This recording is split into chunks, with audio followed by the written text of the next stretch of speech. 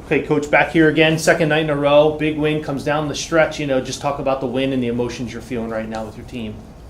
Wow, what a win! Again, first of all, I like to give Johns Hopkins a lot of credit too. A gracious host. The coach Josh, the head coach, has been a good friend of mine for a number of years, and they had a great game plan. They have a great team. They're one of the top teams in the country, and hats off to them for playing a great game.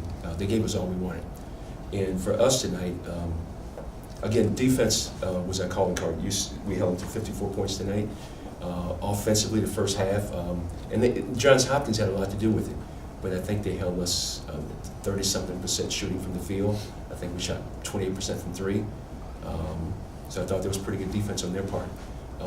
But defense travels, so we grinded it out. We always talk about embracing the grind, and I thought our guys did a pretty good job on that tonight.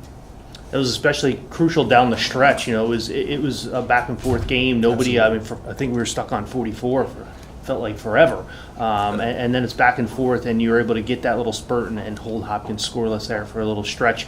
Was it just individuals stepping up, or is that more of a team defense there at the end where everybody's just trying to buckle down? It was a collective effort. We have some defensive leaders on our team that are just awesome defensive players. We're lucky enough to have last year's NUMAC Defensive Player of the Year with us standing right here, AJ Yurko. We have Nacho Nwana, who came in to give us some good minutes late in the game, who's the current Defensive Player of the Year. So, but I thought it was a collective effort with those guys leading us in that regard. So if you try to do it by yourself, it won't happen. Sometimes when they were driving, we had one of our big guys come over and make a block. So it was a total team effort.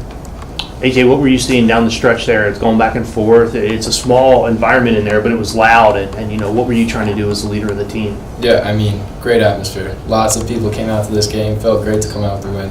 But down the stretch, it really came down to defense. You said it yourself, it was stuck at 48 for a while. And if we're not scoring, we can't let them score. And that's kind of the mindset we had as a group. Every possession down the stretch, it seemed like AJ had the ball in his hands. What are you thinking there? A lot of times you were letting the shot clock dribble down to 10, 9, 8, and then you were going. What was your mindset there? Yeah, luckily we were up a couple points or it was tied, so we were trying to run some clock off the clock, and then just try and make a play. We tried to use ball screens earlier in the game, and they played it extremely well. So we thought maybe if we go one-on-one, that might be a better turnout for us.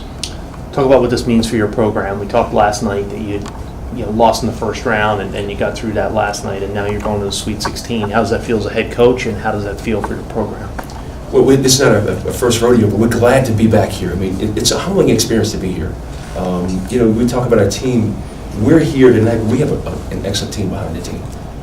So we want to get this for ourselves, but we hope we can serve as a model to other programs similar to ours around the country that if you work really hard, you can achieve some things.